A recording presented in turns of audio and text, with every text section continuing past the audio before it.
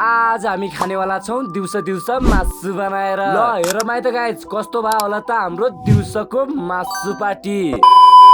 हे guys welcome to my mini vlog. I hope तपाईहरु सबै सन्चै आरामै हुनुहुन्छ होला। म पनि सन्चै आरामै छु। आज भने म चाहिँ दिउँसोको 1-2 बजेतिर मजाले बसिरहेको थिएँ। उतिखेर दाइले चाहिँ आज मासु खाइदिउँ न भनेर भन्नुभयो। मलाई भने दिउँसो बनाउन झेउ लागिरहेको थियो किनकि बाहिर एकदमै घाम लागिरहेको थियो नि त, त्यही भएर। फेरि ठुला मान्छेले भनेपछि मान्नै पर्यो, त्यही भएर दाइले चाहिँ अलिकति पैसा दिनुभयो। त्यही पैसा समातेर म चाहिँ लागे पसलतिर। मासुको मूल्य पनि बढ्या रहेछ। आधा केजी मासु ल्याएपछि 2टा जनालाई पुगिहाल्छ नि भन्ने सोचले चाहिँ मैले आधा केजी मात्र ल्याएँ। एकैछिन पछि घरमा पुगेर मासुमा हाल्ने के कुराहरू छन् ती सबै काट्नतिर लागे। दाइको भिडियो चाहिँ किन नखिचेको भनेर सोचिराख्नु भएको होला है। उहाँलाई चाहिँ भिडियोमा आउन त्यति इन्ट्रेस्ट लाग्दैन र नि त, त्यही भएर मैले चाहिँ उहाँको भिडियो खिचिन। अनि साथीहरू यो भिडियो चाहिँ हाम्रो धेरै पहिला सुट भएको थियो है त। यो भन्नुको मतलब के हो भन्दाखेरि आजभोलि कुखुराको रोग आइरहेछ रे नि त, त्यही भएर यदि तपाईहरु मासु लभर हुनुहुन्छ भने सचेत हुनु होला है त, नत्र भने पछि खतरा हुन्छ नि त गाइस। यता उता गर्दा समय पनि धेरै गइसकेको रहेछ,